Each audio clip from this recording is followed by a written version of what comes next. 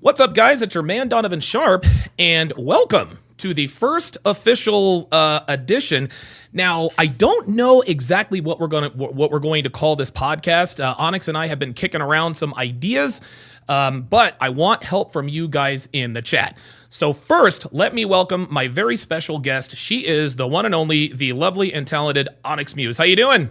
Hi, how are you? Thank you for having me. Absolutely. To be a part of this. Absolutely. So we're going to talk about a couple of things before we get into the nitty gritty. We are going to talk about the confrontation that happened between you and Marquette, but I want to tell the audience about the first time you and I met. So a couple months ago, I was down in Vegas working on a project, and one of the people that I was working on the project with happened to know who you were. She brought you by, and you looked at me, you're like, I know who you are. And I was like, uh-oh, is that a good thing or a bad thing? And I had a red flag. I was did. Like, wait a minute. I know who this dude is. Yes. So tell the audience what your first impression of me was. Good, bad, ugly, indifferent, whatever the case may be. So I'm very, I go deep in the YouTube world, especially podcast world, and there's a lot of like fresh and fit type of reaction videos or people, reviewing and you came on, and I didn't fully know what your name was, but they always had these clips where you were bashing women who came on the show. Mm-hmm. And, for me, because I'm always about like supporting women, I'm like, oh, fuck that guy. Like, that guy's a fucking asshole. I mean, and keep in mind, I'm only watching bits. I never actually really caught the live interaction in the show. So you were first talked about like, just this guy, this great guy, mm-hmm. Got to meet him, blah, blah, blah. And I'm a very like a visual face person. So when I saw the picture first, and I was like, wait a minute. Uh-oh. Please don't tell me it's that guy. And then we were going to have the meeting, and I like immediately had the guard like on right away. Absolutely. And I was like, this guy, he better not even think about trying to get in a debate with me. But then actually when I met you and we talked, and you weren't that visual that they were portraying. Sure. And, and it's always different when people are on podcasts. They have to, you're a brand, you're a character, and you have to put, your thing on, and you are debating, you are giving real stuff. Sure. So when I met you, then I was like, oh, okay. I'm not the devil. Guy isn't the bad guy. And also too, if he's a realist and we can have a conversation and he's not judgmental and he's not, like predatorial, sure. To exploit and stuff, then, I did see the good. So good. Then, and we are really good friends now. We are. We talk a lot, and we have a lot of good perspectives, even though sometimes we can get on topics that we don't fully agree with. Sure. We can still have healthy conversation. And I always respect somebody who can have a healthy debate, even if you don't agree. Absolutely. And I think that's really why I decided to start this podcast, because, and we'll get into this here shortly, but there's a lot of knowledge that's out there, and like we have a lot of followers and a lot of fans, and you can only listen to us so much. You can only watch so many videos. 5 signs she's a slut, 10 signs you should never commit, et cetera, et cetera, et cetera. I've been at this now for 10 years. I've been podcasting for 7, and it's time. And a lot of people don't like the fact that we bring women into the conversation, but that's just kind of how it is. All of the biggest podcasts, like them or not, all of the biggest podcasts, when they go viral, one thing they all have in common, regardless of what you agree or disagree with, is that there are women involved. very rarely the only time guys really go viral for something is when they are talking about women, talking to women, or doing dumb shit. All of those things get views, all of those things get likes, all of those things get retweets and all that other kind of stuff. But I wanted to bring you and people like you on to, again, have a good, honest conversation about what's really going on the dating market. But before we get into that, the last time my audience saw you, number one, you had red hair. Yes. Number two, you were on the Michael Sartain podcast. And number three, you were set across someone who has about as much hair as I do on the top of my head. And what ensued was pretty crazy. So talk to my audience about your side of the story. So let me paint the picture for you. So Marquette said to you, hey, look, I'm trying to look out for your daughter, et cetera, et cetera. And you like turned as red as your hair and you completely went off on him. Again, agree or disagree. What is your side of the story and what is your perspective on what happened on that podcast? So there was a lot of like, before the show, we were all kind of like, chit-chatting and talking. And he was a different person. And now that looking back at it, he was just trying to be a little chameleon and trying to get like a little insight. Sure. And we were talking about, I was talking about my child and stuff like that and my custody stuff. And then when he chose to go in and I think any mother would agree with me, when you start to talk to a woman about how that they could raise your daughter better than the mother, you're going in. And I also like, sometimes I regret it because I'm like, oh, he got my emotion. And I was also trying to calm the girls down. I was trying to let them know like, hey, these guys are going to come with their emotions or come at our emotions. And we got to like, let it happen. Sure. And he got me, but he also, said some things off camera that I definitely didn't agree with. I saw right through it that he was like a complete wankster, trying to portray this like street cred. And now he's this business guy who's got this knowledge. And as somebody from the hood, as somebody with some real life experience and insight as to, topics that we were talking about, I was like, you don't know shit. You don't know what you're talking about. So, yeah, so you're going to talk about my kid. You're going to talk about my motherhood. That's something that I'm very, very private about, on social media. But genuinely, I do love to talk about it. And I love being a mother. I love all the lessons that I get to learn raising my daughter. So when someone sits there and tells me you're going to, you can raise my daughter better than you, or my daughter would listen to you more than they would listen to me, you go fuck yourself. And I'm going to tell you, I'm not afraid. I'm not a weak bitch. I'm going to come at you. Sure. I was actually going to say, if Marquette were listening right now, what would you tell him? And I think you already said it. I think you told him to go fuck himself. Is that accurate on the record? Okay. Onyx Muse, go fuck yourself. Someone pegs your fucking ass. You're stupid. You're trying to, start a podcast. I know of some insight. He's trying to get ladies to come on his podcast, whether that's successful or not. It's like, wow, how the hypocrisy, because not even just our show, but he's gone on Fresh and Fit and Sure. the whatever podcast, and he loves to bash women and bring religion and, like he's some saint and holy man. And it's like, and you think, I feel bad for any woman who actually believes him to manipulate them to go on his show. But I also, I don't, I'm not one to like bash other podcasts. And Sure. I always do believe that it's great to have diversity in podcasts. Absolutely. And whatever. He has a niche, he has a little thing. So yeah, but that's my opinion. Okay, that makes sense. And listen, one thing that my audience will certainly say about me is that I lay all my cards out on the table. My demons are all out. I've told people that I'm a 4-time convicted felon. Actually, by the way, I don't know if I told you this. I might have told you this already, but yeah, I am a 4-time convicted felon. Yeah. But I actually got my felonies expunged in Clark County, so now I can vote in the state of Nevada. So yes, Oh, congratulations! I can vote. I can vote legally. I don't have to. I don't have to allegedly pay Mexicans to vote for Donald Trump. Anyway.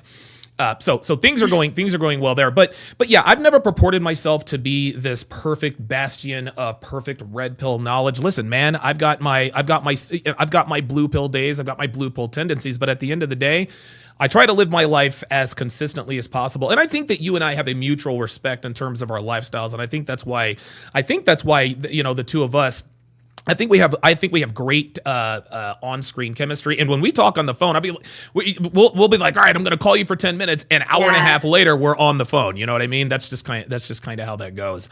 All right, so let's get into it. Let me ask you the very first question, and the very first question about dating and relationships. The number one question that all guys want to know is, does size matter? So, Onyx Muse.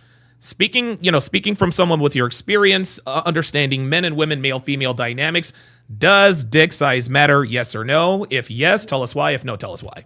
No, I don't believe it because, and I know people are gonna, think I'm talking, madness, but no, I've been with men who have been very greatly endowed and the chemistry or the personality was just off. Like they were just, big dick, right? Sure. Or nice dick or whatever. Right. And I've been with men with not the biggest size, but their personality and our chemistry and the passion was amazing that I didn't care about that. So I think it's more so that, and maybe this is also lost, that men need to get passionate. They need to get, find their intimacy and their personality and humor. Sure, women love that. And affection. Affection is huge for women. Okay. So those things can always overrule things. Okay. You hear the term a lot, big dick energy. That's something that is a new concept to me. What exactly is big dick energy? Like, I mean, is it confidence? Is it swagger? What exactly does it mean that someone has big dick energy? Big dick energy is just completely different from insecurity. They're confident. They are not bothered, and mostly like not bothered by other men. Men are very competitive with each other, as human nature is. And that doesn't faze them. They are not worried about women. I do say there is big dick appetite. So sometimes with big dicks, they like a lot of women because they are, they have this great tool. But there's also been men who are very endowed and they're so focused on like business or like whatever like their passion is or their art, and that's hot because I'm like, oh my God, like you just have these women after you and you don't, or like these women who may come at you and you don't give a fuck. Or like if they're yours and they're so devoted to you, it's like, that's hot because you're like, oh my God, like for women, like. No, of course. Got a question in the chat. Quim says, what is big? So where is the line? Where is the line of demarcation? Like like is it like where does a dick go from being average to big? I mean, is it 8 inches, 10 inches, 6 inches? Is a short, fatty Coke bottle? Everybody has their dick, every woman has their size.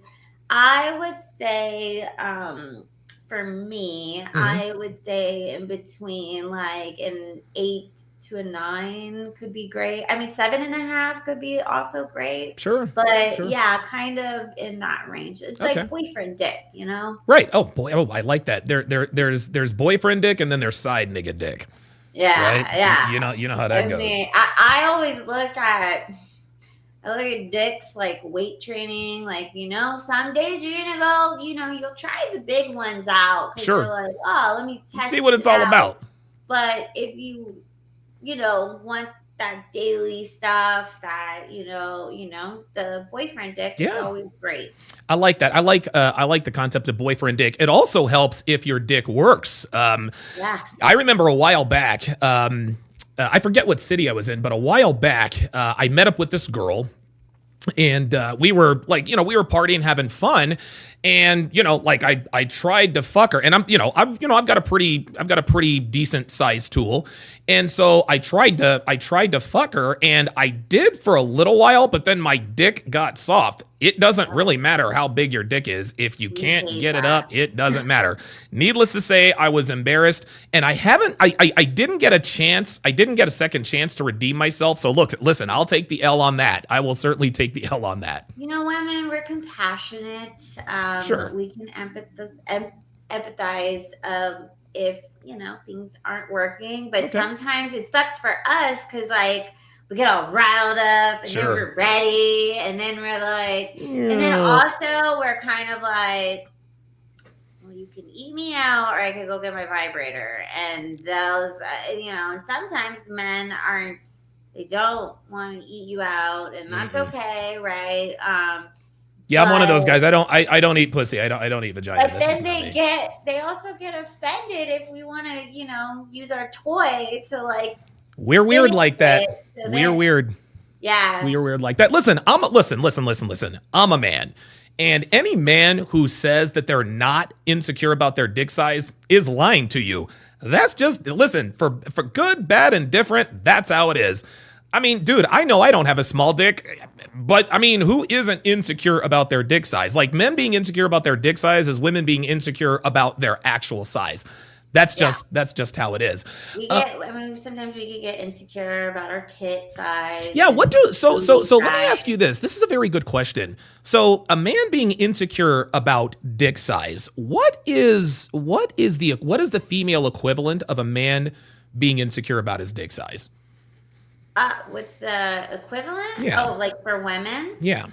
Oh, women, of course, our boobs. That's always a huge one because we know, like, I wasn't like super, super small and I wasn't like super, super big. I was a little bit in between. But of course, like, I would be insecure that men didn't like small boobs or something like that, right? Because, the magazines and entertainment, it's always like big boob, right?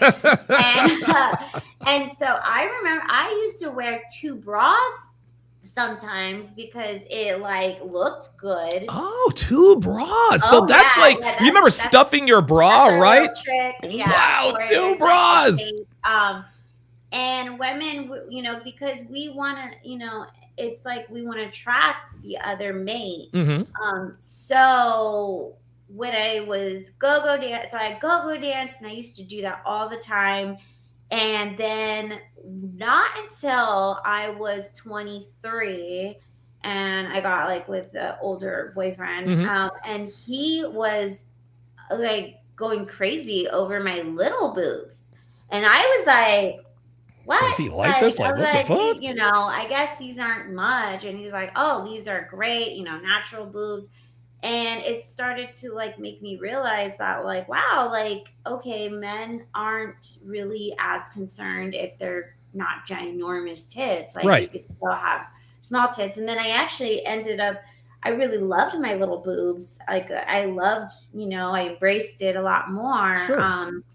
And I would have kept them if they stayed the same like look after having a baby, but it's okay, boobs. And that's the fun thing about boobs. They change sizes and then you can also adjust them, and the guys love it. So I feel like women were very insecure about that. Okay. Our booty size. Yes. Booty size has been, a lot Of more course.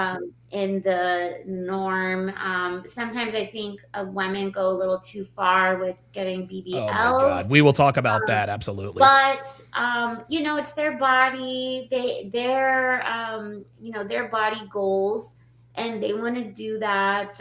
It's just so risky, Yeah. and the recovery is so terrible. And sometimes even men have said, "Whoa, it's just like too much." Sure. So Sure. it's and it could be a little like tough, but whatever. Men, women, we do it for ourselves. We do it to hopefully attract the type of guys that we want, and that's women. So definitely those things are number one Okay. for women. Carrie Renee in the chat, she says, size doesn't matter. It's what you do with it. I Yeah. agree. I agree with that for both dick size and boob size. Like, don't get me wrong. I love big fake tits. That's my password. That's how I am. But I've been with women. I've been with girls with small boobs. I've been with girls with medium-sized boobs.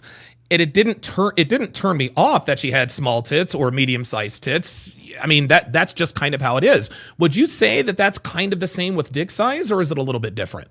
It's a little different. See, Okay. boobs, they're just there. Okay. They're up top. The dick, like, you're actually got to do something. That's right. The motion in the ocean is like a real thing. And it's how you use it. It's how we get pleasured. But I think we also have to understand, like, for men who aren't endowed so largely, like, it isn't just that. Like, men need to understand, women, we're mental. Sure. Like, you're using your guy and you're in our fucking ear telling us the naughty, like, there you go, sexy shit that we make you feel in our fucking ear while you're like in us and all that. Like, oh my God. Let me ask you. Crazy. And sometimes men don't think about that, right? Or like they don't want to, they just think that it's like, just pound away, porn, right? Yes, and so right, they're just right. like, oh yeah, she wants the hardcore and stuff, and it's like, calm down. Women are never going to come that way. Okay, fair enough. Yeah. Now. Oh boy, that was really good. So before we get into the nitty gritty, guys, you are watching the Honest Hot Girls podcast, episode 1. I may change the name of it. We are joined by my special guest, the lovely and talented Onyx Muse. Before we get into any more of the sex, dating, and relationship questions, talk about your time in the industry. Obviously, you've done adult films. You've worked at strip clubs. I think you probably still do work at strip clubs. You've done. There last night. There you go. There, yep, hustling last night. Talk about your introduction to what you and I affectionately call the industry. How did you get in? How it affects your life, etc. Just give us sort of a Reader's Digest of that. I don't have my story's a little different. So I had dated this older guy, and he knew porn stars. He was a photographer. And like the bi-curious girl in me was a little excited because I never really like met and hung out with other porn girls. Mm-hmm. And it was funny because like when they would hang out, they wanted somebody to like roll blunts and joints. And I actually had worked at a dispensary at the time, so I was like, "Oh, sign me up!" Like, I got you. And we all hung out, and they were amazing women. They like really taught me how to like have sex, like for real, and Mm-hmm. how to be in tune with my body. Mm-hmm. So anyways, we had fun. We had some parties, and me and the boyfriend were not working out, and I wanted to leave him, and he was threatening to put revenge porn up of me. Oh boy. And it was probably like the scariest like situation. And I hung out with the porn girls like away from him, and the girls were like trying to warn me, and then they were just like, like, why don't you just like, get in and like shoot some scenes, and then you got like some notoriety and he can like get off your back. And I was just like, I had my life. I was a go-go dancer, a regular model. So I had like 7 residencies at Wow. Hollywood nightclubs. Holy I was shit. also booking regular dancers. I had I had corporate contracts with these clubs that I Right. would get budgets for costumes for certain projects. I was doing music festivals. So he was really, I mean, this wasn't going to be, Onyx wasn't even a thing. This was going to be who my personal self and my reputation in this world. So I was like, I kind of thought it over, and my dancer. So first, my dancer who she made my costumes for my go-go Oh, dancer. cool. She was like, "Hey, like, that's kind of crazy." She's like, "Why don't you come to work with me before you like get in Okay. at like adult industry?" And I Mm-hmm. was like, "Wait a minute." I was like, "What's work?" And she went to fit them, right? So I'm thinking, and she's amazing. Like, honestly, like, me and her had a fallout, but she was an amazing, like, creative designer. I loved her outfits and stuff like that. And so she goes, "Well, I dance here." And I knew her from like my home girls from like my hometown. And so I'm like thinking about this, and I'm just like, "Oh my God, I am Uh-oh. Am I really a about to do this? professional dancer." Yeah. But I was in a crunch. My ex was stalking me. Right.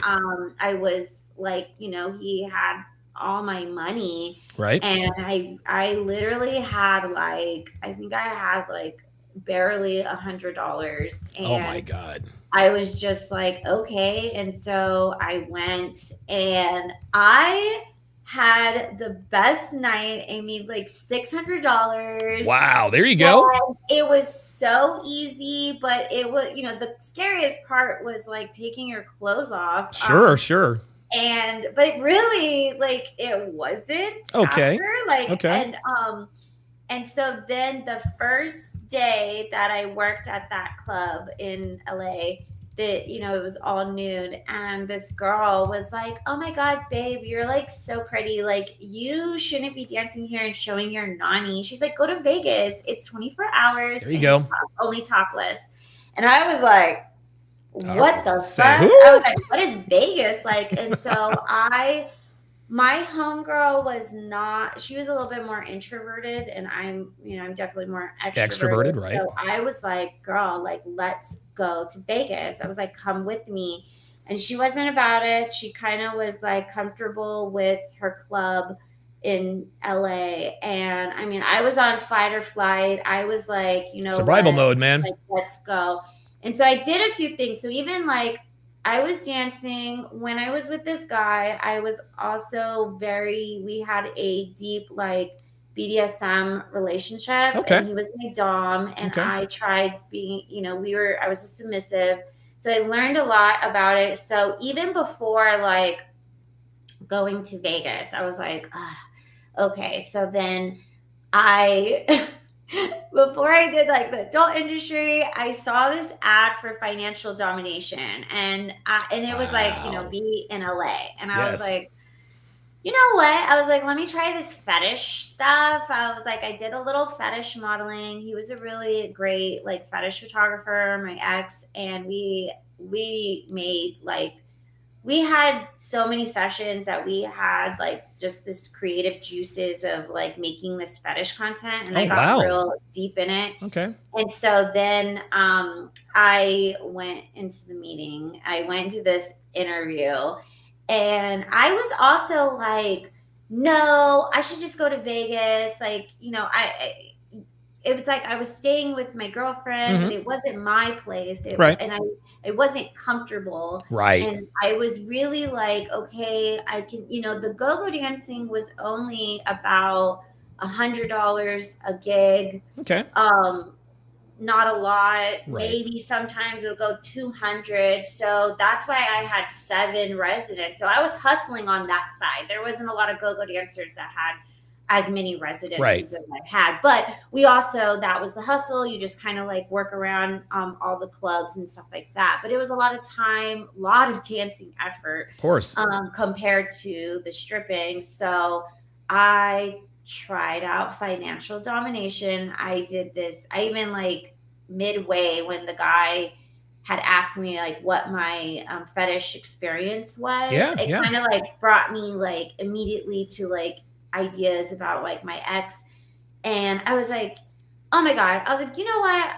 I don't even know why I'm here. This is ridiculous. I'm going to go. And the guy was like, wait. He's like, hold on. He's like, you will be very successful at this. He's Okay. like, but, you know, I need you to have the undivided attention to learn this. I'm not going to just give it to you. And like, Oh, when you're okay. 23, 24, and you're just like, everybody gives me everything. What are you fucking talking Of about? course. Right? Right.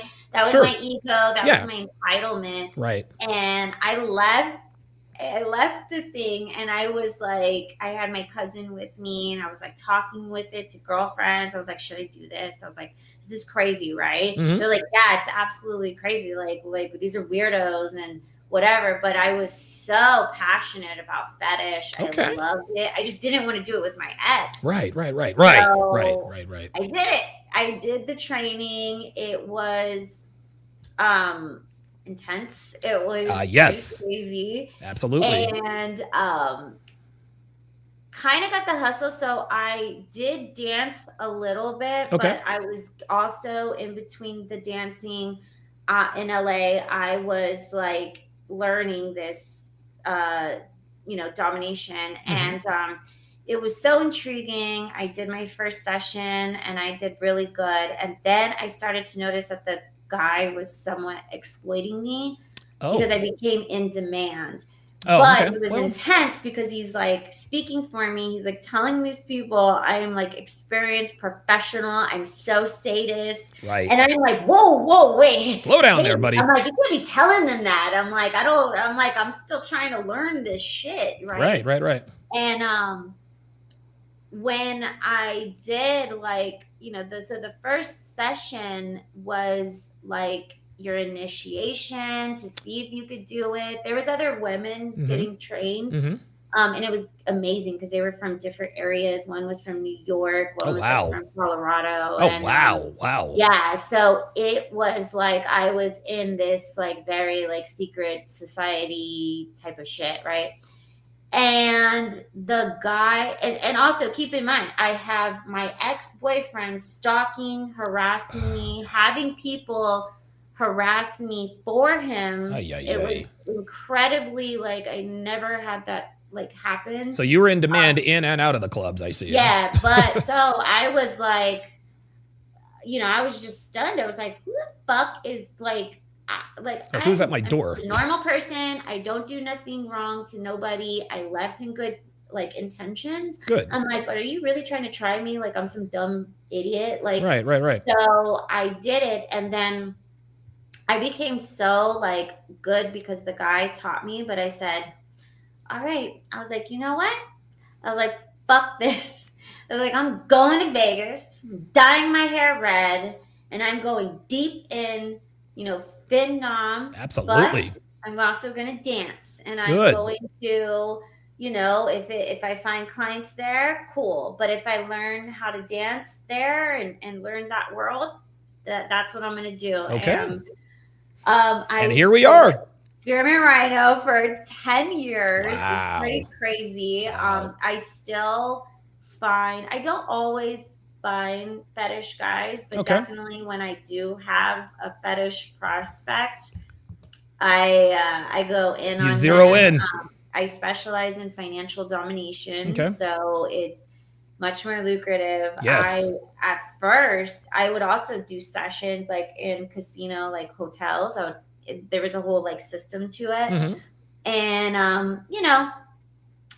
kind of been in some dangerous situations. Absolutely, yeah.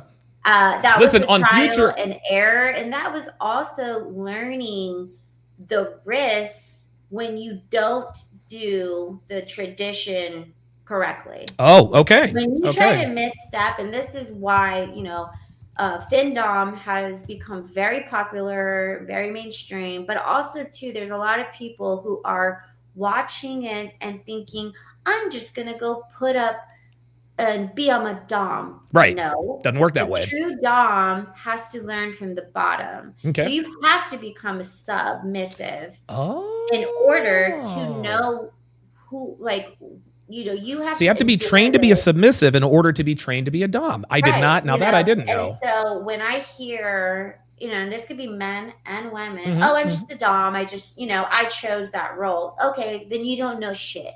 Right. You don't know what it takes to surrender. Yes. And experience it, like devote your sanity for the outcome. Right. And it's absolutely. a positive outcome. Okay. But it's a trust thing. Obviously, the person that you're doing it with, you're either attracted to them in some way, if it's like mental or physical or both. And that is why you do it. And that I have all the respect for actual doms. Okay. Men Real doms. Okay. Became a submissive and then, graduated into that. And that's what people don't understand. Not to say that women, now the internet is amazing because there's so many courses and workshops a lot of information where out there. You can learn it from true professionals, but back in the day, it was not like that. No, of course not. You had to go to a place. You had to go to a dungeon. Hard knocks. Guy. Yes. And, absolutely. All right, we've got some questions coming in here. The questions are coming in hot and heavy. King Life with the $2 super chat says, Onyx, do some chicks have dick envy or penis envy? Do some of the girls you work with, do they have penis envy or, okay, sounds like they do. Size queens. Yes, they do. Okay. They are real. And I've noticed, especially like a lot of like adult stars or sex workers that, they're just like, oh, I just love that.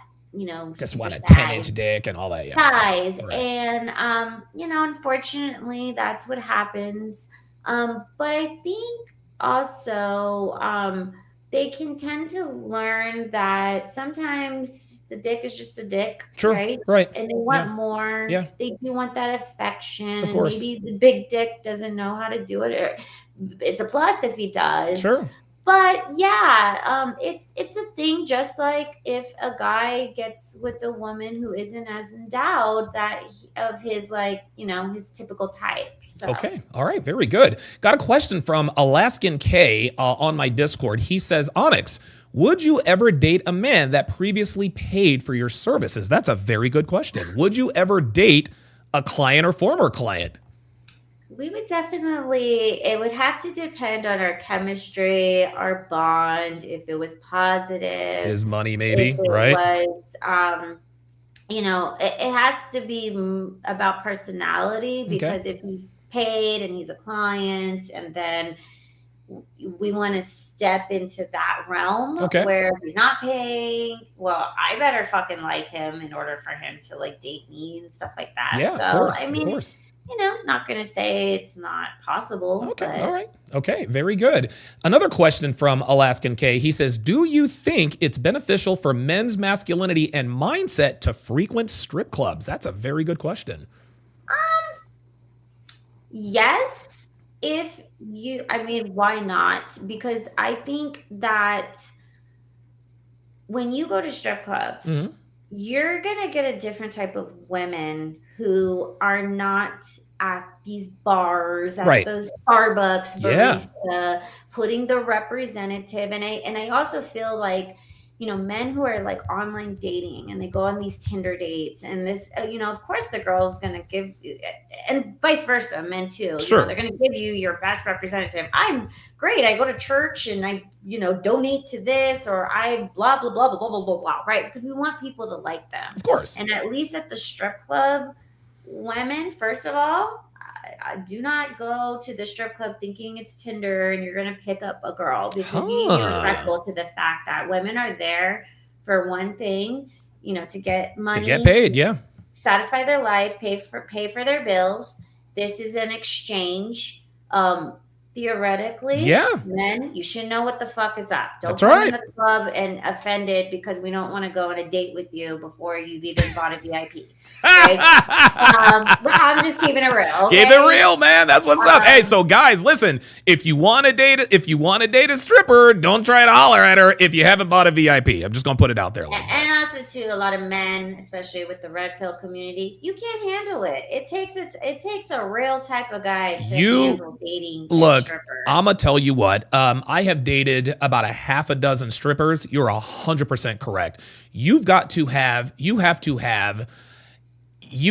a titanium spine. You got like, dude, you can't. And this really explains the reason why I'm just immovable in that way, because I've dealt with girls who are in the top 1%. In terms of looks, and it absolutely, you got to have balls of steel. Here's an interesting question. This is actually a question for the both of us. He says, "Oh, question for the both of you." A Braithwaite says, "What is your take on penis water pumps?"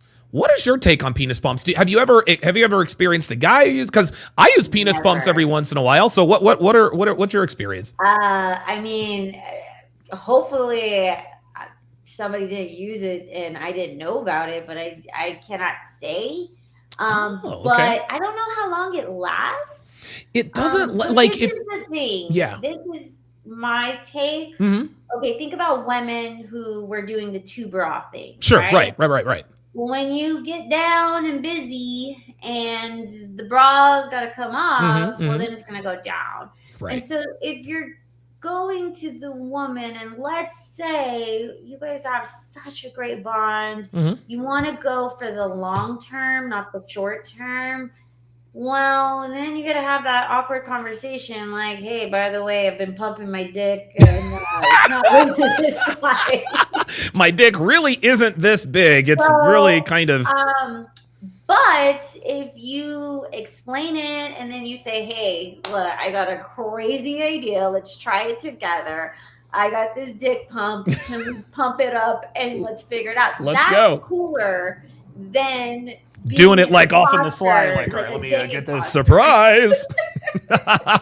Look at my 9-inch tool, and then like 5 minutes later, it's literally half the size. I've got another. Here's another question from Alaskan K. And by the way, guys, just to sort of do a show reset, you guys are watching the Honest Hot Girls podcast. I'm joined here by Onyx Muse. Put your questions in the chat. Honest, genuine, fact-finding questions that have to do with dating, relationships, and sex. Guys, let's be respectful. If you're disrespectful, I'm going to time you out. You guys know how this goes. Listen, you have your opinions. I get it. This is not the time. I mean, listen. You can certainly have your opinions, but let's be absolutely. Let's keep it respectful. Don't think with your dick. Yes, there you go. Alaskan K again. He says, "How has your view of men changed before stripping to now? Has this affected your ability to fall in love?" Very good question. Oh gosh. Yes, it has. Okay. I used to hate porn. I used to hate strip clubs only because I was in a long-term relationship for like 7 years. Okay. And my fucking boyfriend was like, sometimes I would catch him watching porn, or Right. he had previously worked in a strip club. Mhm. And so he would like tell me stories with his guys, and it used to annoy me. Right. And I used to like look at those women like, oh, like fuck those women. Right. Right. And then it wasn't until my ex that I was with, the older guy, he would talk to me about his girlfriend that was in porn. And sometimes I would just be like, I don't want to know. But then it was like a new relationship, but I was like a little curious. And he showed me one of her porn, and it was so beautiful because she was like a ballet dancer. Oh, and wow. she was using her ballet skills in the sex scene. And What? from there, I was like, oh my God, I love it. And so when I got into it and I started learning, definitely going deep in with sex and, working in the strip club and meeting men, I started to, very be compassionate Okay. towards men that even though there's like a transaction trade or a fantasy that they're trying to fulfill, at the end of the day, men work hard and they want to satisfy themselves, Right. or Of they course. have a void that they're trying to fill because maybe it's like something that they want to try. And they're also silly and fun, Of course. and sometimes they can't be like that towards their girlfriends or wives. Right. And what a Right. fun like job that I've had to be able to make these guys happy or reach this Satisfied. like, little bit of A little bit of naughtiness. satisfaction of their fantasy, and also to like make them have a great story and be that focal point of that story, and then also too like they can go and have other women Sure. and create better experiences along their life. I Okay. think that if we stop judging men for having this sexual desire. Mm-hmm. Yeah, Mm-hmm. men love to watch women, but they fuck. They love to watch them get naked, Yeah. watch their bodies. It's Yeah. just who they are. They're Right. visual creatures. Right. Women were different, but I think like to think that a man doesn't look or have these things Mm-hmm. is absolutely crazy. So Okay. it's definitely completely changed my perspective. Wow, very good answer, insightful answer. Aaron Moses on Discord says, do you think a man that is not a sex worker himself can genuinely love a sex worker while she is still active in the lifestyle? $1 million Yes, question. I can. Yes, I Okay. can. Okay. The thing is, like, there's some amazing couples, and actually, like tomorrow, I'm going to a wedding. Yeah, you've actually told me Amazing about porn some of these star couples. who's Yeah. marrying her boyfriend, Mm-hmm. and when I see men who are not in the industry and they support their woman who, we have a very tough career. This is very thick skin. Yeah. Regardless if you're a porn star, a stripper, cam girl, or whatever. But the fact is, like, women, we have to mentally get the fuck up, Mm-hmm. look sexy, Yeah. get in this zone to perform, and with on top of some people shaming us. Mm-hmm. So it can be hard, right? These people can be talking down on you, but when you have that man that is like, baby, fuck them. You are my queen. Like, you are beautiful. You are fucking hot. You're gonna go get this money. This if they're working with a guy or Sure. whatever, they're not even phased by that, because at the end of the day, the woman needs that.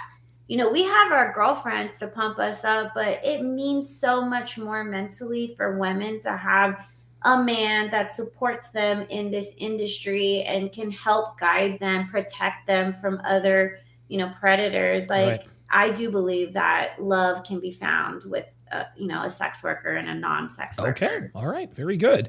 Another question. This is a good question. Aaron Moses says, do you think a woman would have a better relationship with a man that's a former sex worker or that has never been in that lifestyle? So which do you think make better boyfriends? Men who have been in the sex industry or civilians, so to speak? I have dated Both? a man in Okay. sex, a male Mm-hmm. performer, and What was that like? I think they can be great boyfriends, because as many women as they're with, they do very much get in tuned with women, Of course. even like more than what the woman feels. But Sure. again, it takes a certain woman who is confident in themselves, Mm-hmm. not insecure. Right. It was very hard, and I was very supportive of my guy that I was with in the industry, and he's amazing. To this day, we're still friends and we still talk. Oh, cool. But men have it a lot harder, Yeah. so they have to get on the good graces with these other performers so that these other female performers can request them for scenes. Okay. So I understood the business side of it, and it's just similar to like my side. You can't get caught up in the entanglements Yeah. and stuff like that Right. with other women, because just like them, they're doing a job. There you go. There you go. That's exactly right. Wow, good answer. Another question. When you're dating someone, do you usually keep it secretive or are you upfront or public about it? I'm upfront in public. Okay. I've Okay. been, and then I had to learn that. Well, this is kind of what I learned. This is my take on it. I was in domestic violence situations. Um, Sometimes they always erupt when there's another person involved, and so when I got into the industry and stuff like that, and I Mhm. was serious about my career, I said, "Look, any guy you come my way, I'm gonna be brutally honest. I'm gonna tell you everything, even if it doesn't like if it hurts your feelings. I don't give a fuck because I would rather tell you Mhm. and let you know rather than you come back at me and say I lied, I cheated, I was doing Right. this because I'm not Right. that type of Right, person." right, right. So, Have you ever kept it had you ever kept it a secret? You've been in the industry for a while. Have you ever dated someone and you kept it a secret and it blew up in your face, or have you always been upfront about it? um, always really been upfront about it. There Okay. might have been situations where you're at work, Mhm. you don't got to go into the details.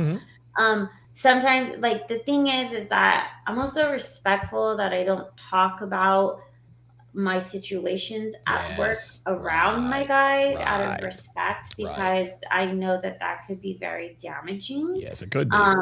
So yeah, so it's kind of like you pick and choose, but for the most part, I think it is important to be honest in this industry because it can really affect your work. Absolutely. Absolutely. Wow, these are very good questions, very good answers. Cigar Man 85 with the $5 super chat. He says, as a stripper and in relationships, would you be jealous if he goes to another strip club and spent money on another stripper? Ooh.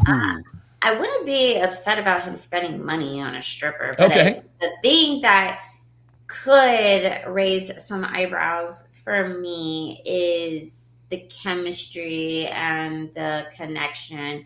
If you didn't tell me, but also like, hello, I'm in the business and I know There you human go. nature. So if he doesn't tell me, I can definitely figure it You'll find out. out sooner or And later. yeah, so, but also too, like, you gotta like let people do their actions. So Okay. when they see their actions and they Okay. see what they did, then I'm not gonna react crazy. I Okay. just gotta, keep it pushing, and Okay.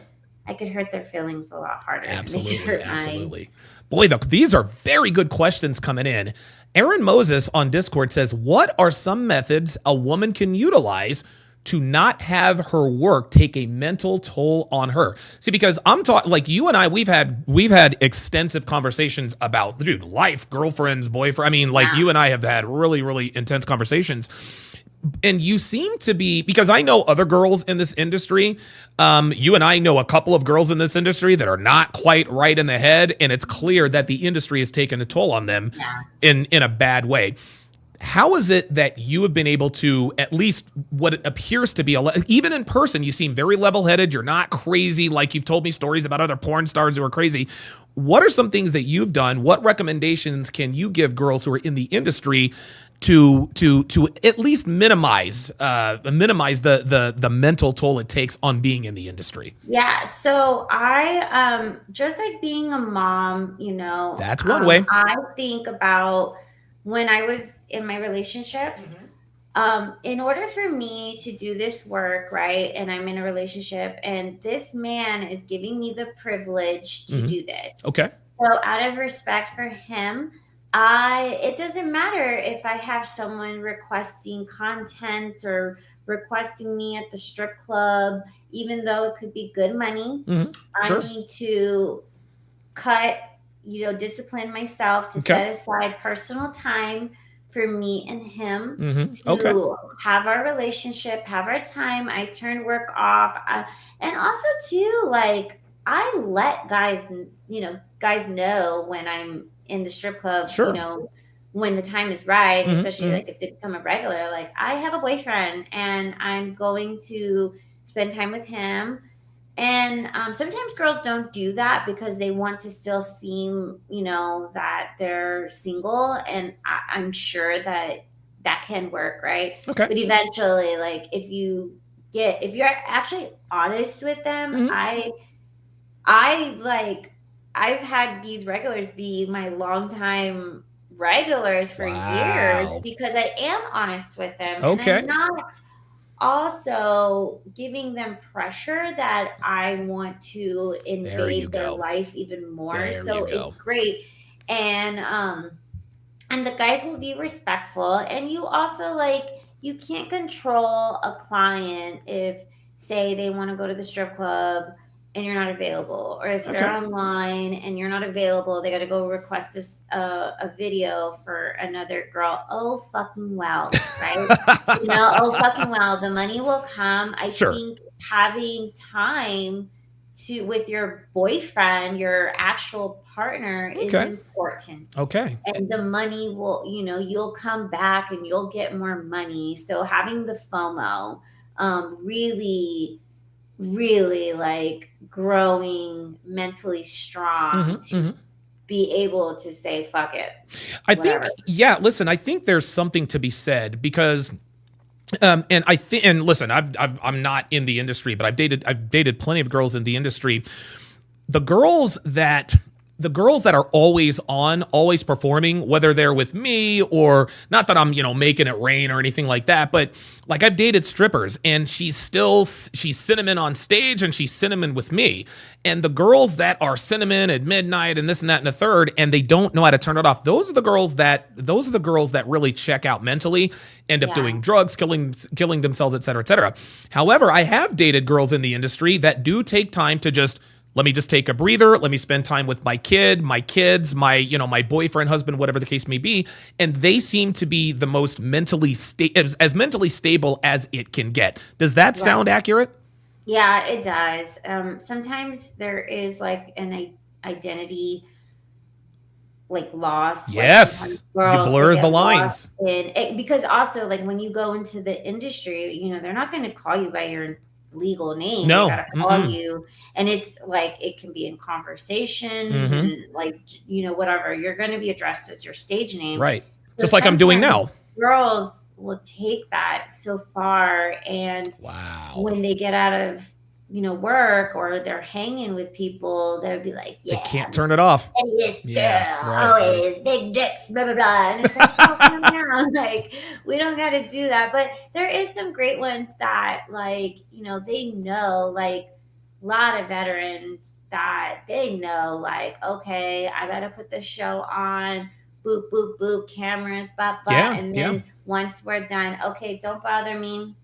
I need to like go Yeah. into myself, who I really am. Yes. And I got to those turn off. women taught me how to be like that. And also like, it's just a good thing to live in your life. Also be able to, have these other people in the industry address you as your real name. Yeah, that makes sense. And sometimes too, like, when girls are, if it's the strip club, if it's porn, and all they know is that men like them for their bodies, whatever, yeah. sucking dick, right, twerking. And I think women need to, in this industry, they need to also take up some other hobbies, okay, have some good other question, goals, so that isn't the focus. And when men see you working on something other than that, that turns them on. Yeah. Not, they can find a million girls right to suck dick and twerk and all that, right? Great twerkers and all that. Like, right. Knowledge does turn men on when women have it. Okay, very good. Shout out to Ken Rose. I'm going to trigger you here with this sound effect. With the $5 Rumble rant on the Rumble side. Ken Rose also with the $5 super chat asks a very good question. He said, greetings. What are the percentage of men you've dealt with that were virgins in relation to those that were married or in long-term relationships?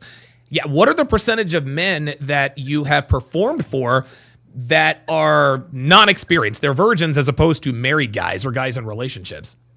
Oh, like virgins versus like married guys. Club and interaction. I would say probably like a good 30%. Wow. So Maybe one out even of three. more, So maybe one. even more, maybe 40. So but one out of three guys. So one out of three guys, they're just green. They're just you can see them when they yeah. walk in. They're starry eyed. They're like, oh my god, there's all these I pretty girls love around. those guys. I love to corrupt them.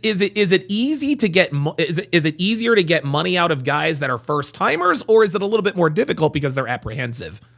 There's a little bit of both. Okay. But I know how to do it. I think it's like I get so turned on because I was corrupted and I know so it goes back to like Sure. the Dom stuff. Of So course. it's like, yes, it is the power exchange. Absolutely. But also too, I love them because I'm like, okay, I'm gonna teach you how it's fucking done. Right. And right, I'm right, gonna right. make you bulletproof. Okay. Your little fucking shit fuck friends are not teaching you because they're having fun. So don't worry. I'm gonna fucking so it feels good to Right. be the one to like not only corrupt them and make them feel good, but also teach them like, okay, when you're not with me, and that's gonna be okay.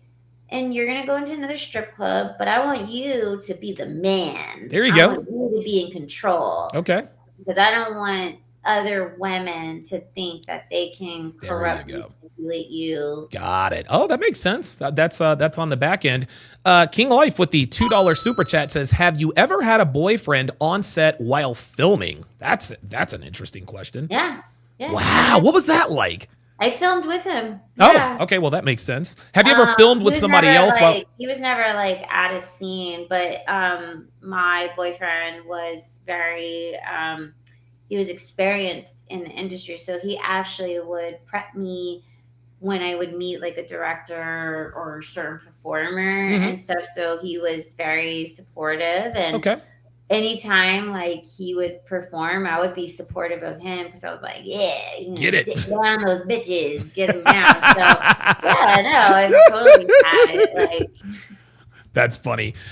Here's another. Now we're going to start to get into, looks like we're starting to get into some relationship questions. King Life with the $2 super chat wants to know, do you expect your boyfriend / husband to pay your bills? Ooh, getting spicy.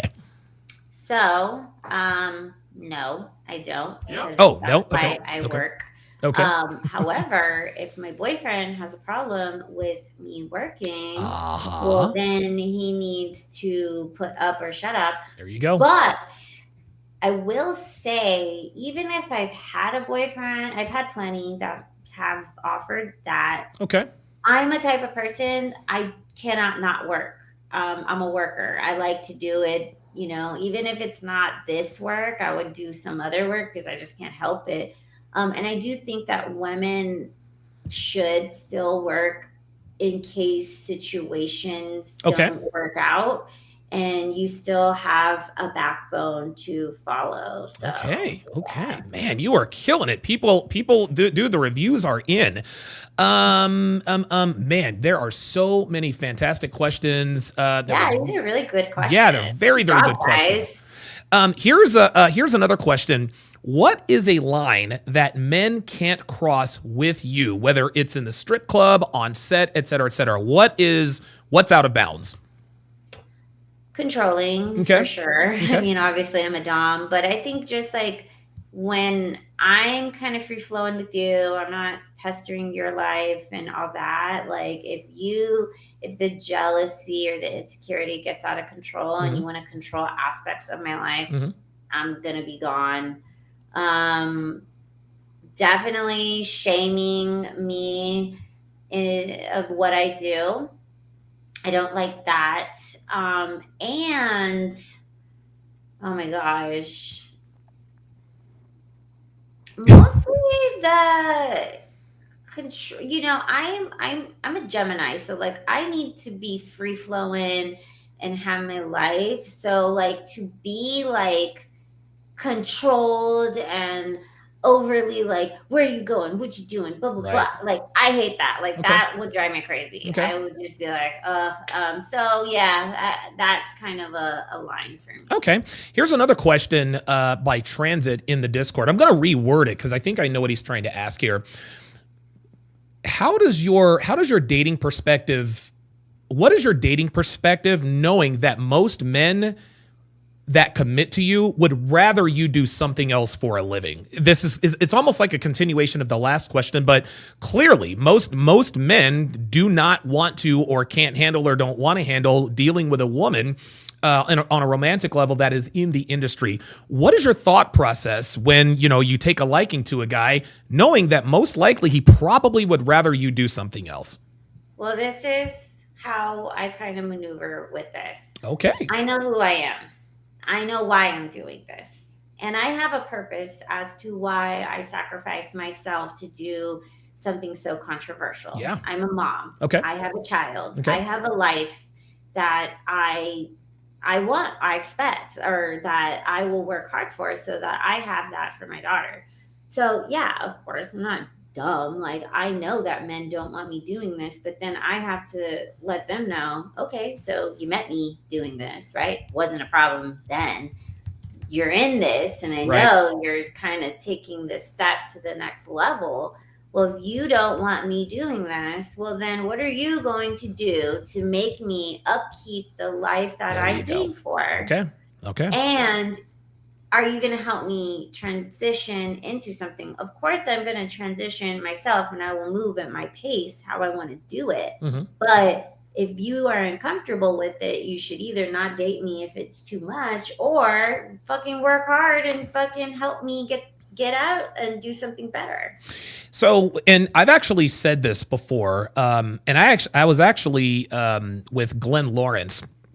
And I remember I was doing a podcast out there in Vegas, and I was staunchly on the side of, listen, if you are dating a girl in the industry and you don't want her to be in the industry, then guess what? You need to replace the finances in the industry.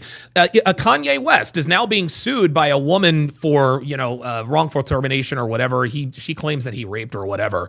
And that's neither here nor there. But he really took a liking to this girl, but she was an OnlyFans model. And he said, look, I want you to quit OnlyFans. And so her response was, okay, well, if I quit OnlyFans, how am I going to make money? He says, I'll pay you $1 million a year not to be on OnlyFans. That's kind of what it sounds like you're saying. And I agree.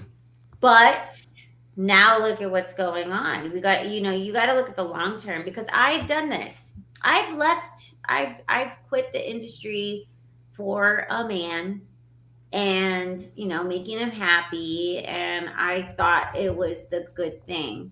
But then what ends up happening, because also you have men money really affects men's emotions. Yes, it does. It does. And so yes, it does. When you take that role, right, the guys, they're going to say whatever they can, because, they want you to be there for them. Right. And have that cuddle time, have that, let's go to lunch and all that. And then when the bills start adding up and work starts getting pressured, because they have this responsibility of this other person's bills. Right. I've been in a situation where I've had the guy resent me and say, oh, well, you're broke and you don't support, like, probably, we had arguments, right? And Sure. we would get there.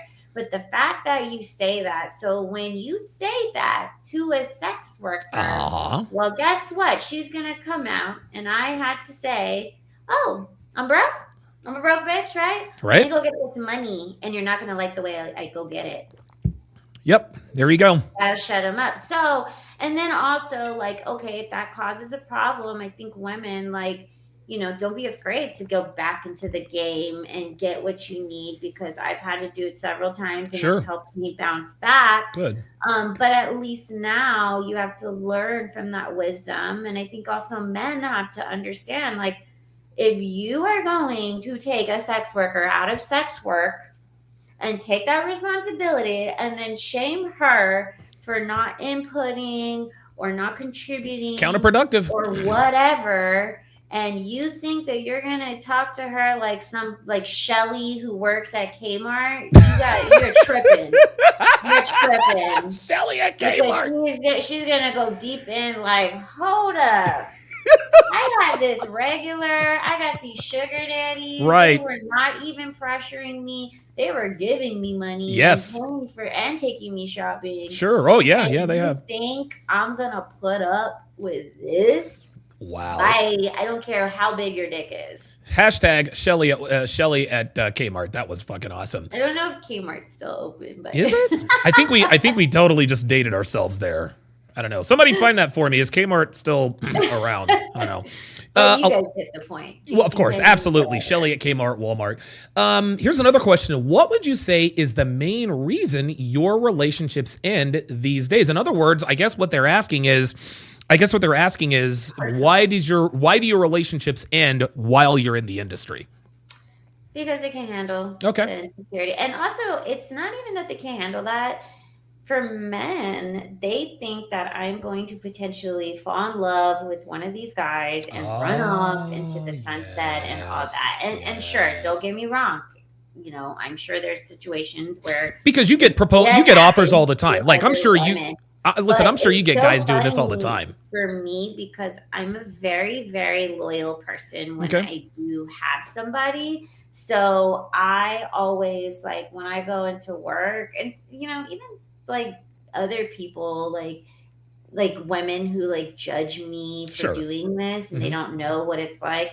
Bitches, I don't give a shit what you think. I got my eye on the prize. I am there for the business. I am there to reach the goal. I don't give no fucks what you think. And even if that's a man that I'm in a relationship with, if you're gonna constantly, like, I'm going to tell you what's up, and you know that I'm doing business, and then you can't handle it. Well, then we can't be together, because you're going to fuck me up for work. I need to mentally go in there. Good. Life's good. I need to drain all these wallets. That's you go. What I'm focused on. Good. By the way, got an update. Sean Morris in the chat says the last Kmart in the continental U.S. is set to close tomorrow. So, so Shelly at Kmart, listen. We got a job for you. I was gonna say, Shelly, look, man, if you, instead of hitting the employment line, hit up your girl Onyx at Rhino. She'll get you all squared. See, you and Shelly were at each other's throats, but now you guys might be able to find common ground. That's very, very interesting.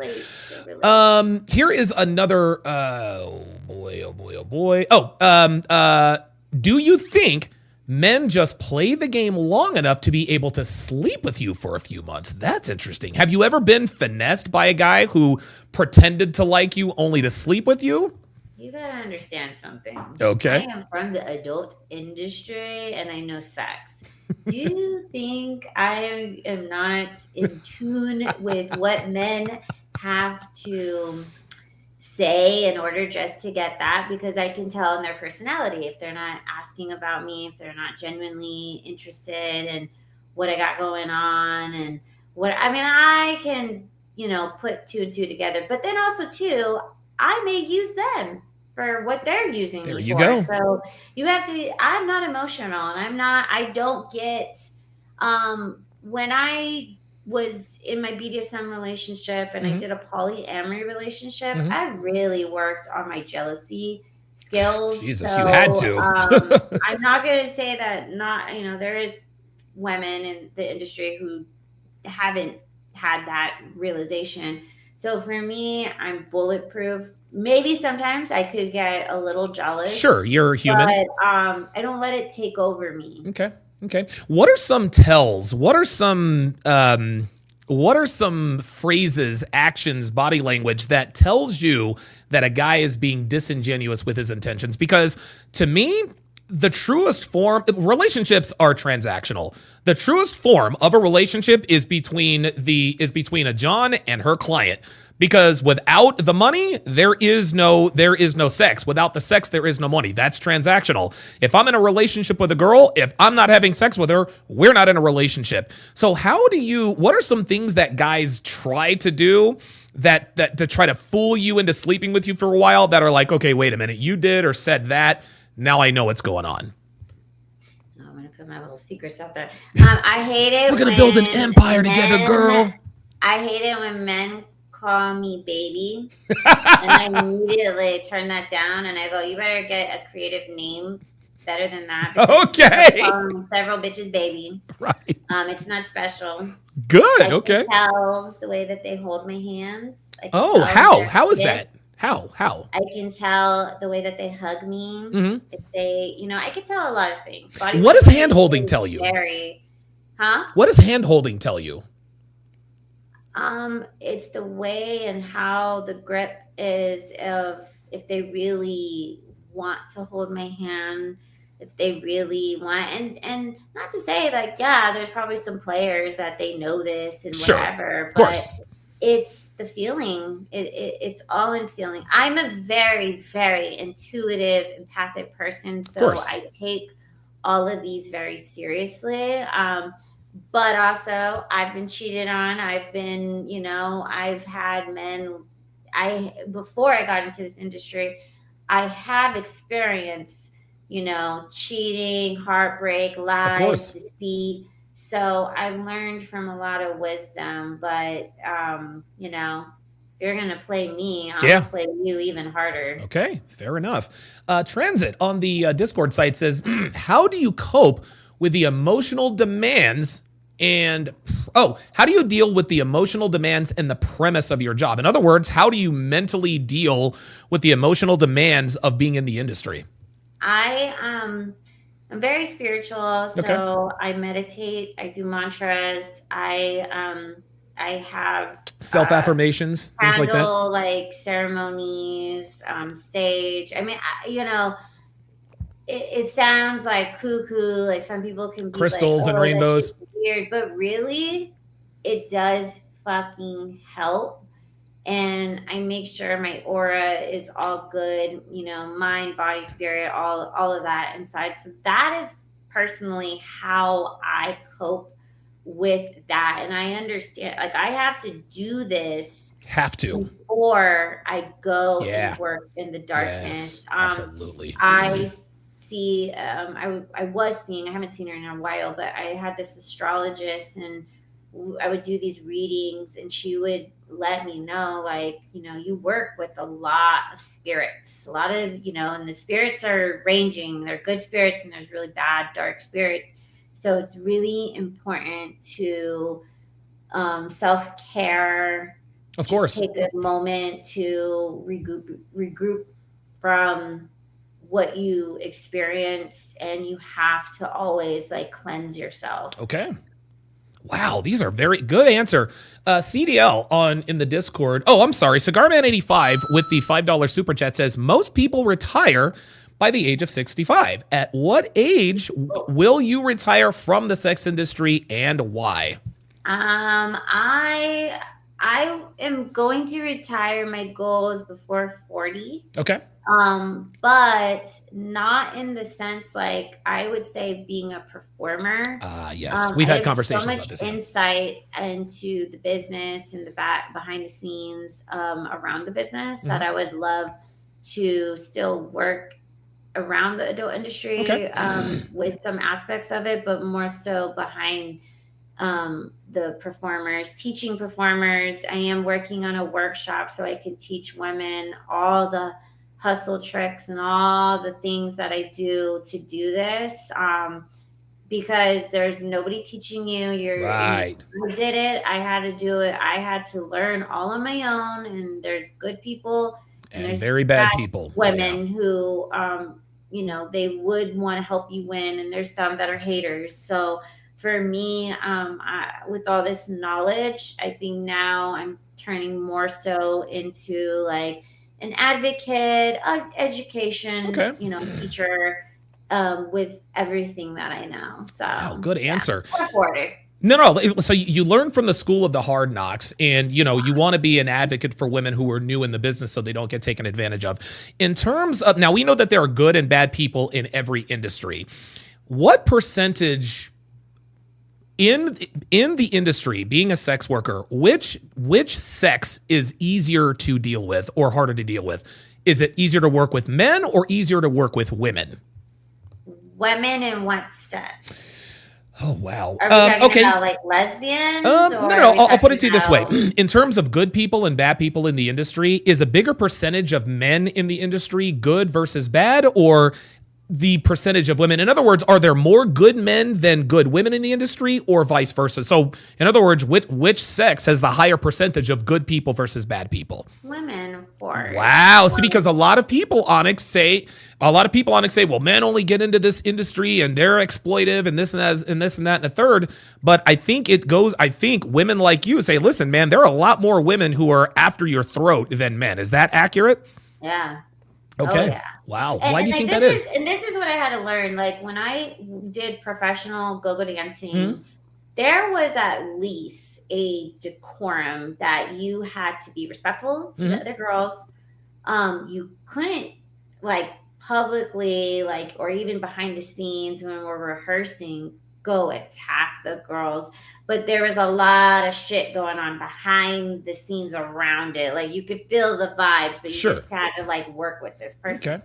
At the strip club, you gotta, like, this is where we go back to the thick skin. You gotta be prepared that you are just an independent contractor. Yep. These men who work there, they're not fully going to protect you in the sense that when a bitch wants to come at you,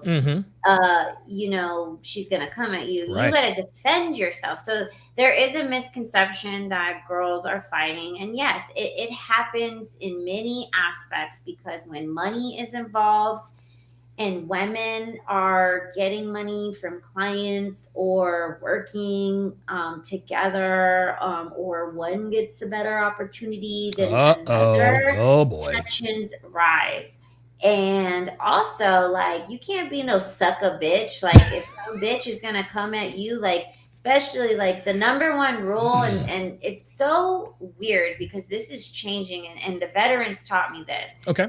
When you are on stage, and whoever the little bit of customers that are around that stage are yours. Okay. And if a bitch comes up and tries to talk to those guys while you're on stage, you have the green light to tell that bitch to go fuck off, and no manager can say, I mean, this is how it should be done. Absolutely. And when I do that, men actually like it. Okay. And then also it allows bitches to say, hey, when I'm on fucking stage, this is my time. Right. You have a million guys over there, so you can go over there. And there's a way, like, you don't got to get super nasty with it, but you got to be direct and almost nasty, but you got to can't let people, like, walk all over you. Okay. So it is, it's a lot. And it also, it can happen in clients, like, that's right. If we have guys paying us to hang out, or going to, like, a club, or going to a thing, and then they want to come at you. It's like, well, bitch, you better be ready to come at me, because I will fucking tell you to go fuck yourself. Like, you're not gonna fucking talk to me like this. So it's just, tensions rise, and sometimes girls can be just way too competitive. Okay. Well, listen, we all know that girls are competitive. What percentage, how can I put this? It is a well-known fact that strippers, OnlyFans girls, when they do work in the club, they sell they pop the pussy on the side. What percentage of strippers do you know that pop pussy on the side? Oh, God. Is it 50, 60, 10? About maybe like 30% of girls do that, because there's not a lot of girls that are, like, very, like, strict, candid. They work in the club. They don't go outside of the club. And the other girls that do that, like, you have to kind of wait until the signal is good, like, that they can be allowed to, like, tell another girl without, like, any retaliation, like telling the manager or whatever. And also, too, like, you can't be mad. Like, if the girl's going to do it, like, that's her prerogative, whatever. But as long as she's being safe, and, and I always, like, if girls tell me they do that and whatever, I don't judge them, and I always let them know, hey, if anything fucking happens, you can call me. I got you if I can, right? But you just can't judge. I mean, people are going to do what people People are want. going to do what they do. Yeah, that's exactly right. Yeah, I mean, listen, if she wants to sell pussy on the side, that's what she's going to do. You guys are watching the first official episode of Honest Hot Girls. I don't know if that's going to stay the same way. Who knows? Let me just a quick reminder, guys, be respectful. Listen, you can disagree, but disagree respectfully. Let's not troll. Let's not be cruel. This is not Fresh and Fit. This is not the whatever podcast. This is not the Michael Sartain podcast. This is a conversation and an interview just strictly to get information. People are going to be, listen, if you want more girls to come on and be candid like this, we're going to have to be respectful, because girls are not going to go where they're going to be dunked on all the time. Yeah. Listen, there's a time and a place for that. This is not the time nor the place. This is a very good question by CDL in the chat. He says, how do men typically gain your trust and attention to the point where they're able to meet up with you outside of the workplace and have a connection? Wow, good question. Well, they're gonna drop a lot of money in the club. Real talk. I mean, they gotta show me that they're paying. It's such a slippery slope because it's like few and far. But I do, I had some ones that did that, and but also too, like, aside from the money, right? My thing was also like, you better have an itinerary. Like, I'm not just going to your room. Like, you really better go to the dinner, nightclub, a fucking wine me and dine me. You want to go around town. I'm just not going to.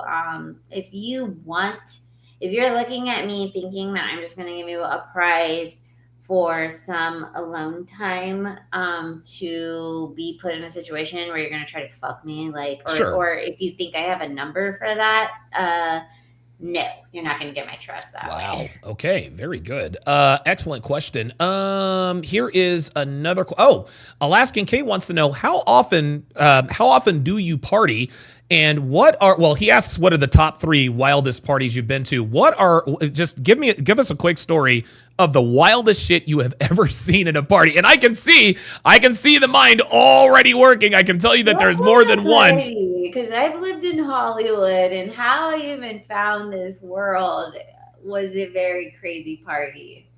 Wow. Okay. But do tell. Also, like, I go to music festivals, I go to raves a lot. So, like, I go to those parties, and those are like, that's my enjoyment. Like, that's actually what I do outside of working. I love going to, like, music events. But if you want to talk about, like, crazy parties, I mean, Holly weird ain't Holly weird for no reason. Man, you are not kidding. Speaking of which, let me just divert. What are your thoughts on the Diddy situation? Like, what the fuck? To be honest, I'm not surprised at all. I actually went to a party where I did meet Jay-Z. Okay. Nothing crazy like that happened. Did you meet him, or did you meet him? Like, I met him at this party with himself, no security. After, like, it was like during the Magna Carta concert, because we went to the Magna Carta concert, then we did the after party at the club, and then we went to the after party where he was, like, literally, like, chilling and stuff. But I did meet him through these crazy people who did bring me to wild parties. Oh boy. But honestly, I'm not surprised now, like, how they're saying that the baby lube was laced with the GHB. There you go. Parties that were going on, because, like, in LA, like, after I got out of my serious relationship with my boyfriend, I did get, I didn't have the guard dog on me, and I ended up turning into these situations where I was always going into these, like, freaky secret society parties that were, like, orgies and shit.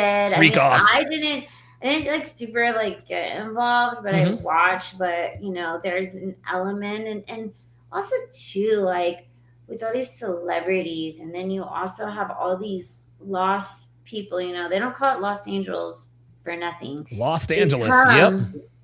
They come, and they're wanting to do acting, wanting to elevate their Of career in course. some way and thinking to like attach themselves. You know, I met like girls who are just models and porn girls and Sure. escorts and you know, the stuff they were doing. And there was even some girls who were like asexual and they weren't even really into it. They just had to do this Right. because they wanted to, you know, get aligned or get money. And it's very dark. Okay. Okay. Dark. Very good. So you're not I've surprised. seen some shit. Listen, on a future podcast, I'd like to get a story. H.Mpeg on the Discord site says, "What are your thoughts on the rise of female sex workers turning to substance abuse and or committing suicide?" Well, okay, so I knew a lot of you know, there was a porn girl, Cagney. She just recently, Cagney Lynn Carter. yes. Yeah. I was so in Tampa, like I'm going to this night moves, and it was a bunch of porn girls. And we have to think in mind, like Cagney was from that Jenna Jameson era, that Yes. other The old school. Yeah. era right before all of this getting set off. And you know, I feel so bad for those girls that they had it much easier, but then also much harder after, Mm-hmm. because some of them, when they had to like kind of get back, if it's like events and stuff, they thought that they had to continue to perform and, you know, do scenes or do stuff to stay relevant, even though they were like household names. They Yeah. already had a name for themselves. Right. But it was very like, you know, this world is very lonely. Yeah. So, and this is also like strippers, you know, you people, and I say the civilians, you think your shame and ridiculing these women is, you know, Harmless. justified because of your belief system of however your stance is. Well, guess what? You're just furthermore help, you know, because remember I said you need to have the mindset to Yes. go into this work. You do. That is why these women are turning to that, because Wow. you know they're questioning themselves.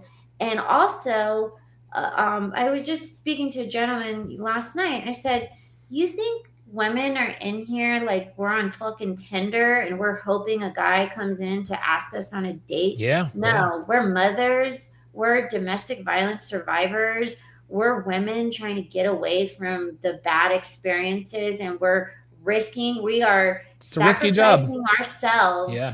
to go into this work, whatever it is, if it's porn, camming, you know, stripping, whatever.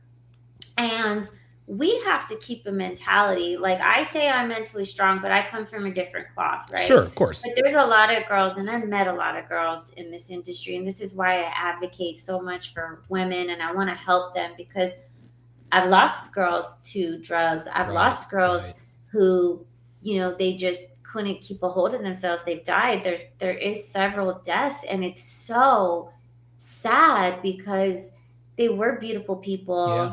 And they just got wrapped in this like very incredibly like tough world that, you know, some, they are not mentally strong. Yeah. And that's why they're gonna, you know, August Ames Oh, killed another one. herself Yes. from online bullying. And they try to say that she was being homophobic. No, she has a choice. And she said, I didn't want to do certain things because there is a you know, an aspect of our industry that men are doing gay for pay stuff under a different alias. And she was letting it known that, you know, she doesn't want to perform with a man who performs with a man because of her body. She was married. And if she doesn't want to do a scene with that, she doesn't have to. And So there's people from the industry, but there's a lot of people online saying that she's homophobic, she's stupid, she needs to get a life, told her to kill herself, and she said, okay, fine, you guys win. So wow. it, you know, as much as you people are curious about our world and stuff, and then the, you know, comments that you said, like Yeah. even last night I had some fucking piece of shit loser. hit me up on like Twitter and try to be like, yeah, what's your rate to collab and like, blah blah blah, but like not an industry person by any means, Sure. and I don't even shoot with guys anymore. And it was just like, no, thank you. I don't do that, and I'm not a hooker that you could just book like just Sure. because you have an OnlyFans. Right. And then this guy had the nerve to like sit there and say, "Oh, I'm not some Jenna Jameson girl. I'm a hooker." Excuse me. I'm a hooker. I'm a hooker who declined your offer, Oh boy. and I didn't want to sleep with you. And then you're gonna shame me because you literally have like less than 500 followers on your fucking account. You have no picture of yourself. Who the fuck are you to be contacting me, a mainstream performer who has actual big productions, and you think you're on some fucking level to shoot with me because one, you're turned on by me, you watch my porn, you are a fan, and you have an OnlyFans? Right. Yeah, that is a little bit strange. We have Glenn Lawrence in the chat. Oh, hi. Glenn Lawrence with the $5 super chat says, just wanted to stop by and say hi, what's up, Donovan, and say hello to homegirl Domo. Glenn Lawrence also with a $10 super chat says, Donovan, this beautiful woman was one of the girls I was trying to get on the How to Relationship podcast when that was me. That was me. Yeah, he did tell me about that. We just never got around. Yeah, you had a scheduling conflict. I wish he had booked you instead of the other girl, because the other girl, I had to kick her out after like 5 minutes. Like she was. I think it was because you guys were doing it on a Sunday, and those are kind of like my days with my daughter. Yeah. It was a Sunday. So yeah, listen, I live in Reno now, and I will certainly be down there in the not too distant future. Let me switch gears here and talk about your life as an attractive woman. Clearly, and I think it goes without saying that obviously you're very, very attractive. You guys live a very different existence. Obviously, there are a lot of upsides to being hot. Onyx, what are the downsides? Like, what's it like moving through life knowing that just about every man who sees you wants to have sex with you? What's that like?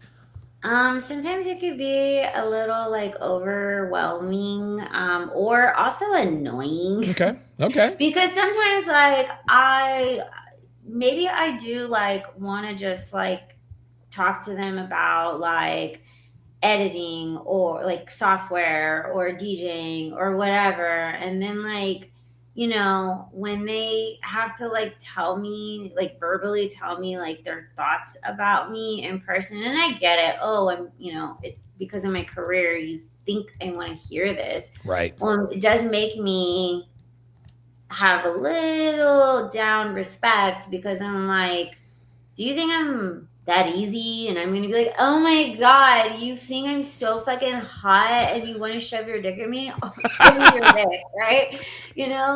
Sure. So but also I can't complain because I do need to uphold this type of look and a type of status and aura when I'm doing my job. So I get it, the nature of the business, but sometimes I also I like to like fuck with people. Sure. With this hotness. So, it goes both ways, and you just gotta also like set your boundaries where you're just like, great, I didn't want to know that if I didn't want to know that at that time. Right. What are some of, you've been in the industry, particularly in the strip club industry, for a little over a decade. Dude, girls don't normally last that long. It's almost like the NFL. The average NFL career is 3.5 years. And a lot of times they end up retiring early because of injuries or they just couldn't handle it. Why have you been able to stay in the industry so long and not be strong? I mean, you don't look like you know what girls look like in the industry when they get strung out on drugs. They're sullen. They look like prostitutes. You don't look like that. You still look healthy. You still look strong. How have you been able to do this for so long and maintain your physicality and your, not going mentally crazy? I definitely love working out. So I worked out. The biggest challenge of my life was bouncing back from being pregnant. Of course. But also too, like I don't overdo it. I don't get work on my face. I've never touched my face with any type of like plastic surgery. type of things. They don't do lip fillers. Right.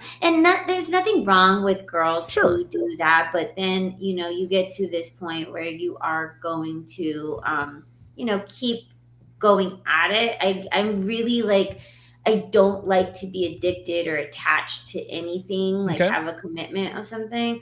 But I just really take care of myself. And I also like, when I did choose to like get my boobs done, I didn't want to go so big and Right. be overly. And there's nothing wrong. I have amazing girlfriends. I have great big fake tits Sure. or Right. fake asses. But really, I'm just always keeping it. I do this, like I kind of always keep myself in the ideal girlfriend look. There you go. Um, Nails done, hair I'm done. still, yeah, I'm still like that fantasy, but I'm also like, I want them to maybe like, if they saw me at Starbucks, then they would still approach me. Okay. Like, I know, well, I am intimidating, but I know that there's other women who are like super intimidating. So I Sure. think that's kind of why. But really, too, like, I mean, I'm a good conversationist. Sure. I know how to hold a conversation. So I think I've been able to stay really heavy in the game is because of my intellectual knowledge, like insight and knowledge on how to speak to them, sell Yeah, of course. money, Yeah. and also keep a relationship for them to keep coming Okay. back. Wow, very good. Excellent, excellent. Yeah, and I think you actually mentioned it before, is knowing when to turn it on and knowing when to turn it off, because you have, just like you said, you have to get into a mental state in order to be Onyx Muse. But hell, I don't even know what your real name is. If you want to Domo, be, oh, right, Domo, Domo. If you want to be Sarah Smith or Domo Smith when you get home, you yeah. actually have to turn it off, because you can and will get burned out. This is an interesting question. What was it like taking your clothes off in front of strangers for the very first time? Was it scary? Was it funny? Was it fun? What happened? It was like scary because I mean, even though I work out a lot and I make sure like I physically feel good, it was like nervous on Sure. how people were going Are to, they going to like my body? take me. Yeah. Yeah. And when their faces, like, because they got like cold faces, right? Sure. Like, when their faces turned into smiles They're like, or they "Eee." were like excited or they threw the money, well, then I was like, oh, fuck. Like, why was I so scared at first? Sure. So, yeah, it's interesting. It was more so like catching their vibes with their facial features Okay. that All made right. me like more comfortable. Okay. Very good. You're doing very well. We've You only. like to see me naked? Hey, look, man. If being naked gets you paid, then there you go. Just a few questions left. Here's an interesting question. If you are not in the industry, what else would you have done for a living?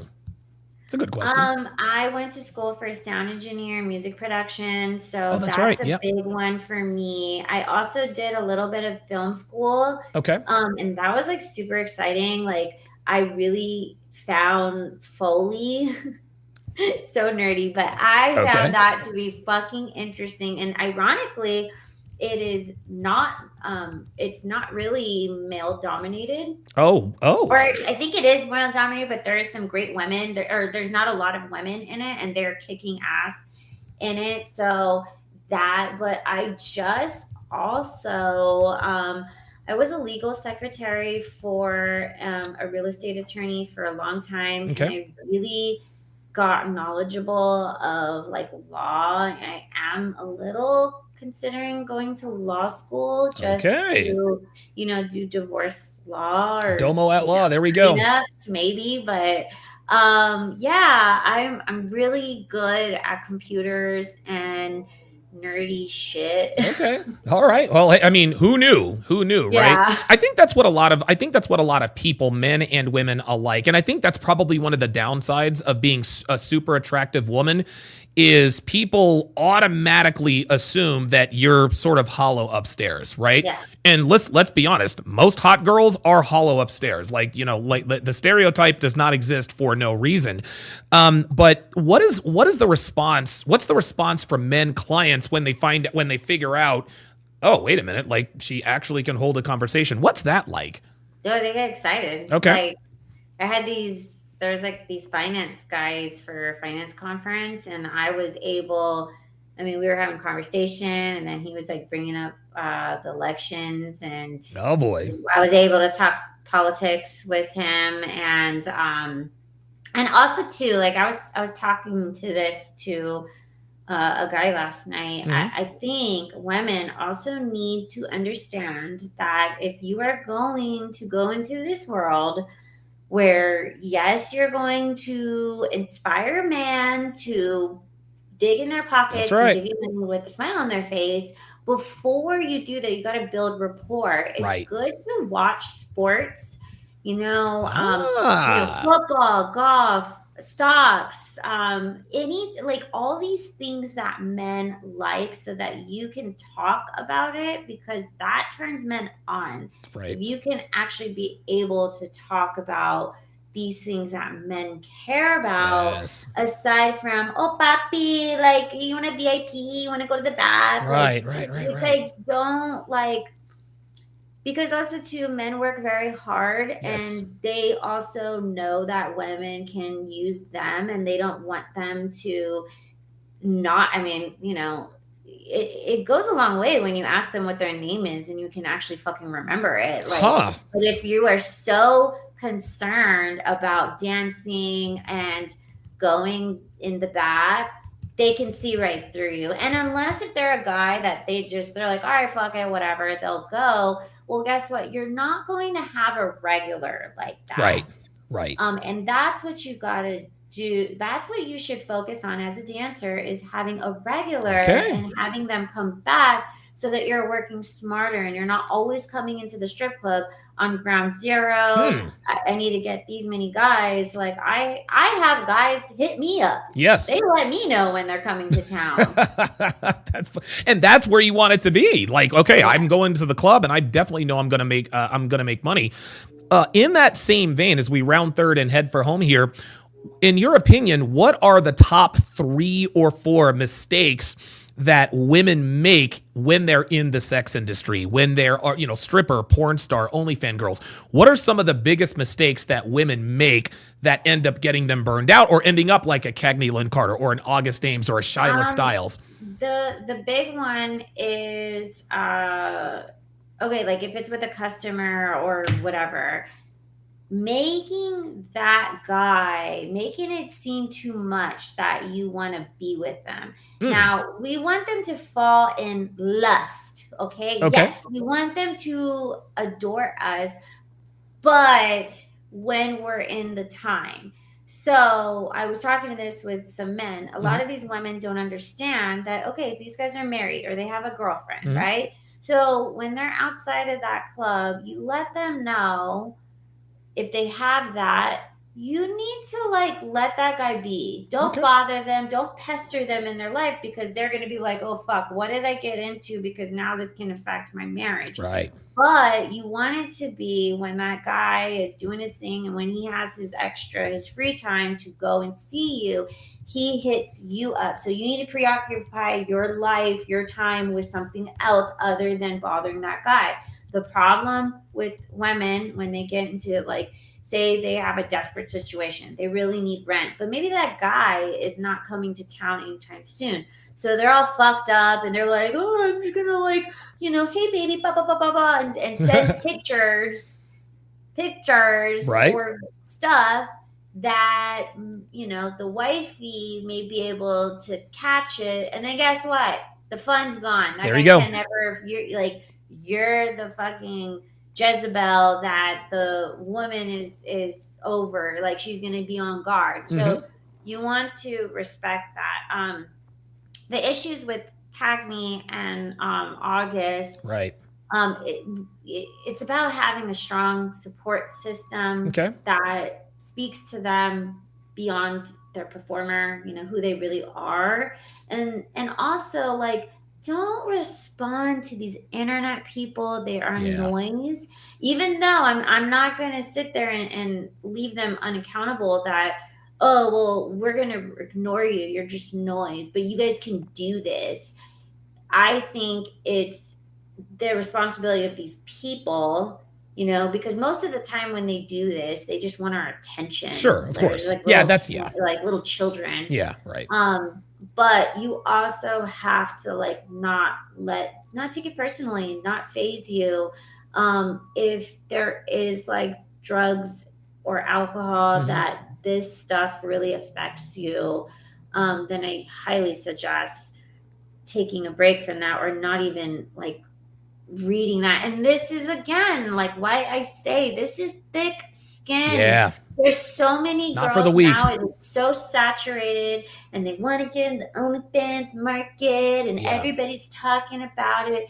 But at the end of the day, well, guess what? The work is that you do get to take your clothes off. You are going to make money. You might have to fuck yourself, and there could be a video out there, and these people are going to say good and nice things. There are costs, though. When I did go-go dancing and modeling, oh my God, everybody was kissing your ass. Sure. And, oh my God, you're so pretty. And then when I got into this world, God, those guys turned because maybe like they wanted to fuck me and I didn't fuck them, even though they were like, oh, I was so nice to you and you're just a little like.